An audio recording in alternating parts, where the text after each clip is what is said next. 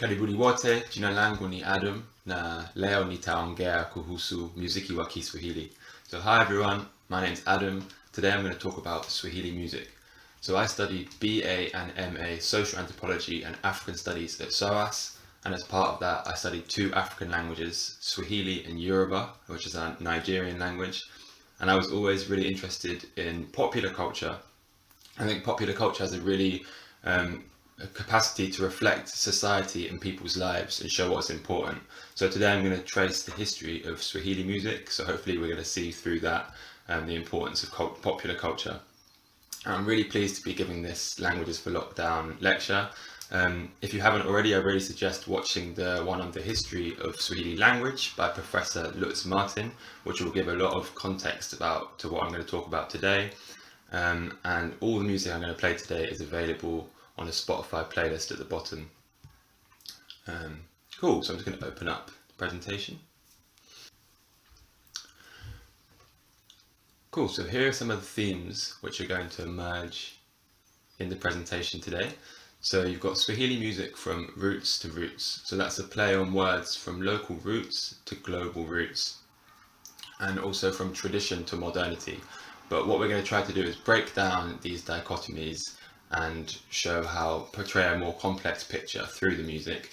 But what we will see throughout is a cultural openness to new influences, which is a feature of both Swahili language and Swahili music.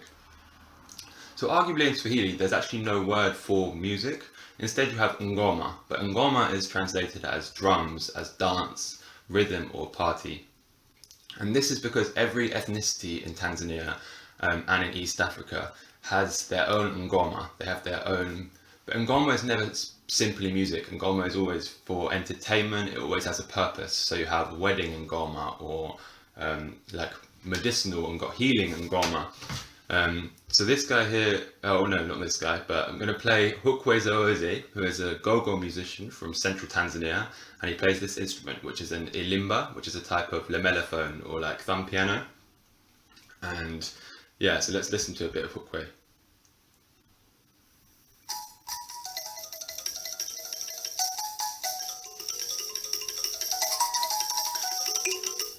This is what people would call traditional music now.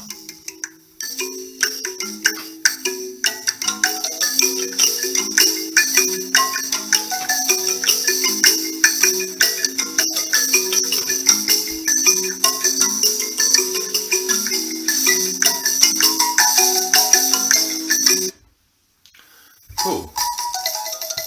So East African culture and Swahili culture has always been massively influenced by over 1,000 years of trade across the Indian Ocean. So yeah, if you watch Professor Lutz Martin's video, you can learn a lot more about this fascinating history of trade between East Africa, the Middle East and Asia. And that's reflected in the language. So in Swahili language, we have words from Hindi, from Arabic. And this is also reflected in the music. So we've got this music called Tarab music, which demonstrates these Indian and these Arabic influences.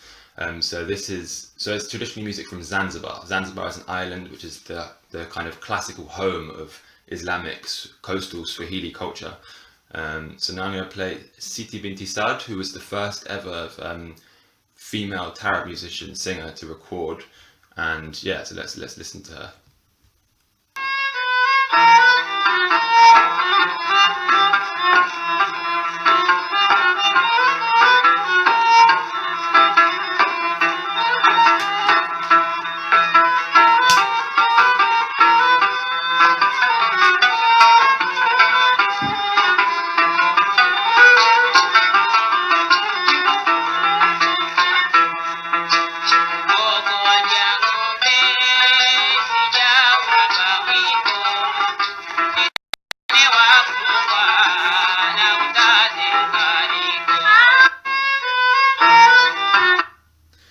Cool. So you were hearing some of the other influences in Swahili, so from the Indian and Arabic influences. And then you've got European colonization, which has a massive influence on East African culture, language as well.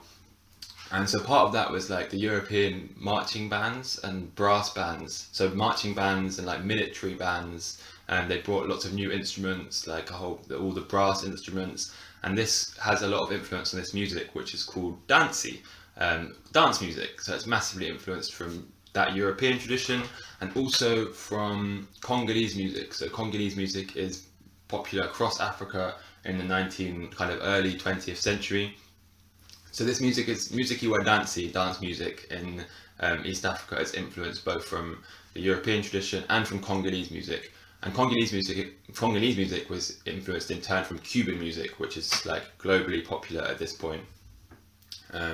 And in the 1960s, you have a lot of Congolese refugees who came towards the coast into Tanzania, so that has influences. So yeah, this is a band called Mlimani Park Orchestra, and here we get, so we're going to listen to some music iwa dansi.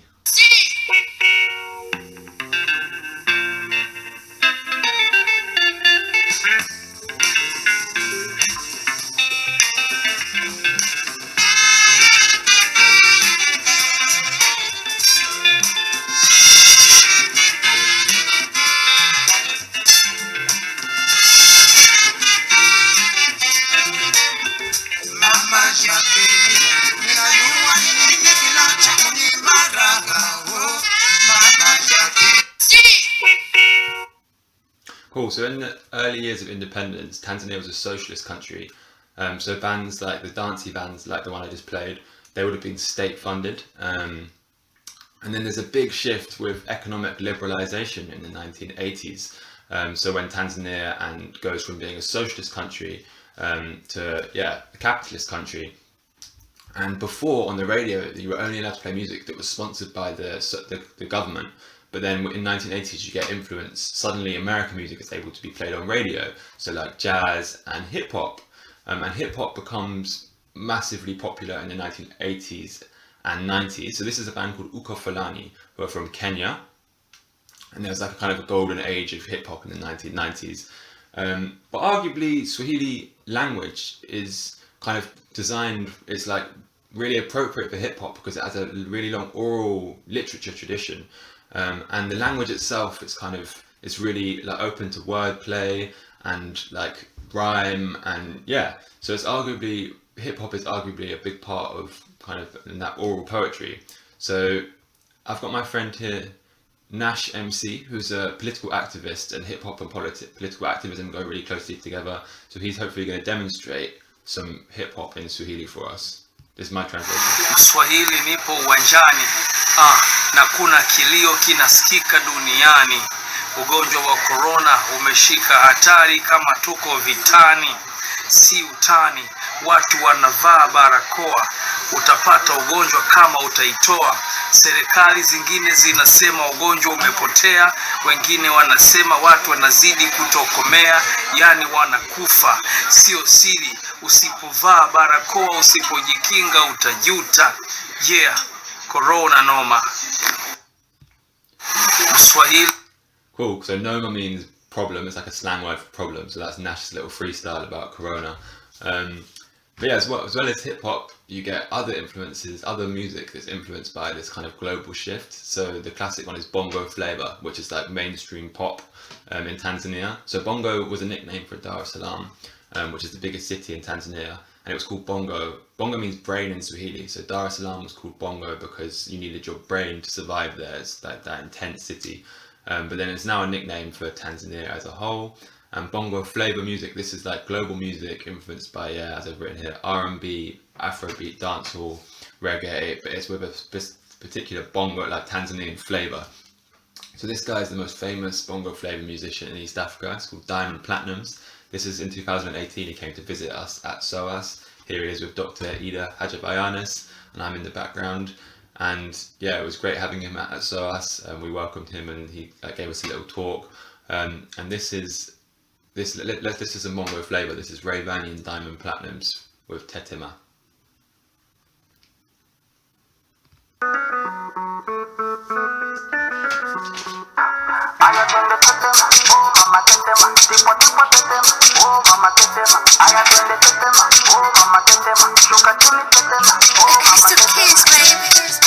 Tetema, yani kama umepigwa shoti. Tetema, ipe miganisho ya roboti. Tetema, yeah, so there's lots of that you can listen to another time. But what's really interesting, I think, is so you've got music like hip hop and bongo flavor, which is going global, but at the same time you have kind of a different group of people in Tanzania and who are arguably going more local with their influences. So you've got this music called Umchiriku. So Umchiriku is based on the Ngoma, like we said at the beginning, the Ngoma of the Zaramo people, the Wazaramo, who are the original inhabitants of Dar es Salaam. And they have a particular type of wedding Ngoma which influenced this music called Umchiriku. So this is a band called Jaguar Music. So it's very much city music. It's from the city. It's like intense party music from the city. It's like really fast drums and this little Casio keyboard, the guy in the middle, that plays the melody. And it's definitely party music. It's an urban kind of party music, but it's got this influence from Ngoma. And in the 1990s, this music was banned by the government because its associations with kind of mad street parties, violence, sex, and drugs. And it's always from the Swahili neighborhoods. So that's the neighborhoods that were originally for the African population rather than the colonial English population. But yeah, this is my favorite band from Tanzania, from East Africa, and my favorite type of music. So this is Jaguar Music with Mpango Mzima. So the opening line is usiseme mpango mzima wakati hauna hela. So don't say it's a wicked plan if you got no money. So that's the Casio keyboard, which plays the melody, and the drums come in.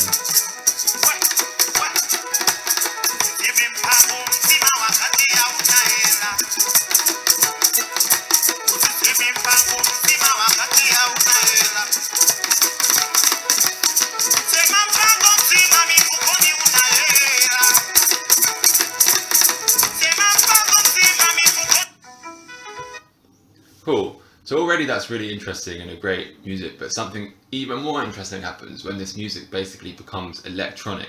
So yeah, so with influence of new technology, so suddenly everyone's got like a lot of people have laptops and they can make music from their bedrooms and download programs, which mainly virtual DJ is what people use, and they take umchiriku rhythms and rhythms from different influences, and they loop it all together. And they create this music called Singeli, which is like kind of like Umchiriku but electronic, and it's like a crazy dance music basically that people play in Dar es Salaam.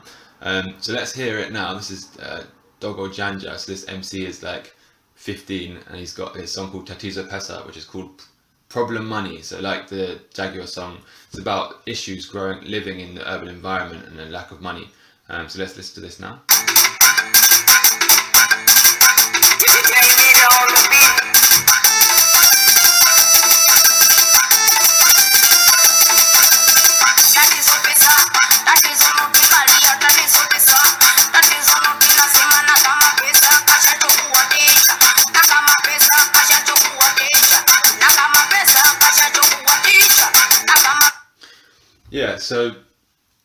So as we can see, this is a really interesting kind of cultural thing that's going on here with this music, Umchiriku becoming electronic, leading to Singeli.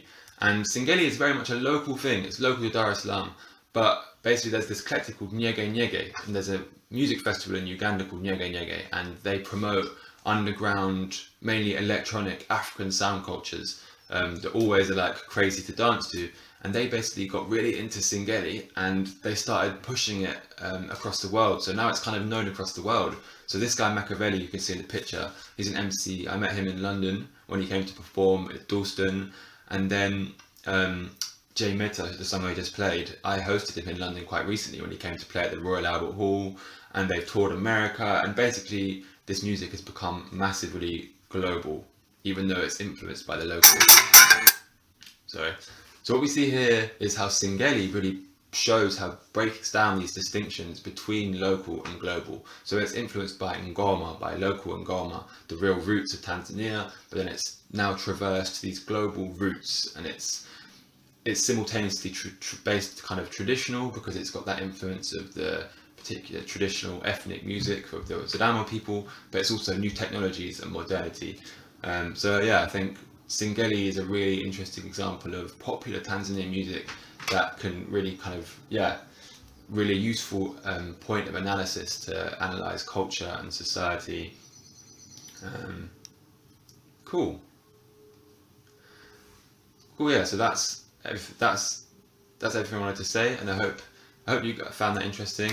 And and I would really recommend watching the other languages for lockdown videos. So from Professor Lutz Martin on the history of Swahili language, Dr. Ida Hajabayanis on Swahili language, and just SOAS generally is a great place. I studied 2 languages, and you can study languages from all over the world and learn about different cultures, and also different intellectual traditions. And yeah, it's a great place to be. So thank you very much. Asanteni sana. Asanteni.